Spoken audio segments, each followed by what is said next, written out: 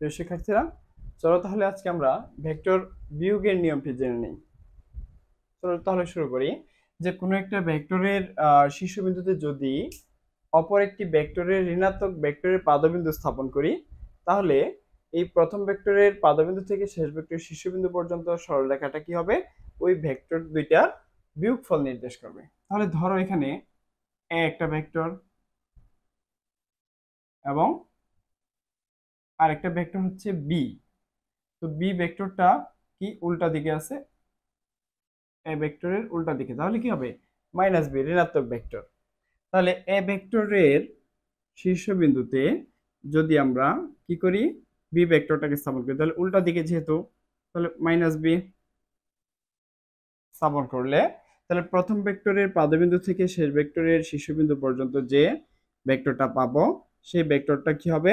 এই এ এবং বি ভেক্টরের লব্ধি নির্দেশ করবে। তাহলে ও পি কিউ তিনটা বিন্দু, একটা ভেক্টর বি ভেক্টর, তাহলে এই বিপরীত ক্রমের যে ভেক্টর অর্থাৎ লব্ধিটা নির্দেশ করছে, তাহলে লব্ধিটা হবে কি?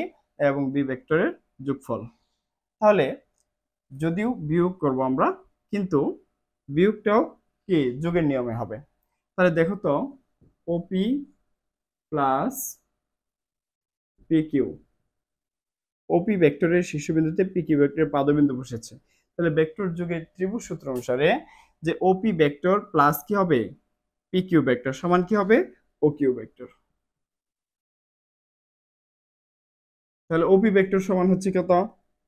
এ প্লাস পি কিউ ভেক্টর সমান হচ্ছে কি? Minus B. তাহলে সমান হচ্ছে কি? ও কিউ সমান হচ্ছে আর। তাহলে আমরা লিখতে পারি আর ভেক্টর সমান হচ্ছে এ প্লাস মাইনাস এ মাইনাস বি। এটি হচ্ছে ভেক্টর বিয়োগের নিয়ম। বুঝতে পারছো?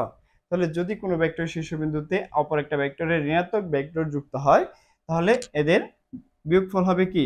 এই দুইটার সমষ্টির সমান। তাহলে সমষ্টি করলে কি, এটা মাইনাস যেহেতু, তাহলে কি হয়ে যাবে? বিয়োগ হয়ে যাবে। অর্থাৎ প্রথম ভেক্টর থেকে দ্বিতীয় ভেক্টর বাদ দিতে হবে। আশা করি সবাই বুঝতে পেরেছো। ধন্যবাদ।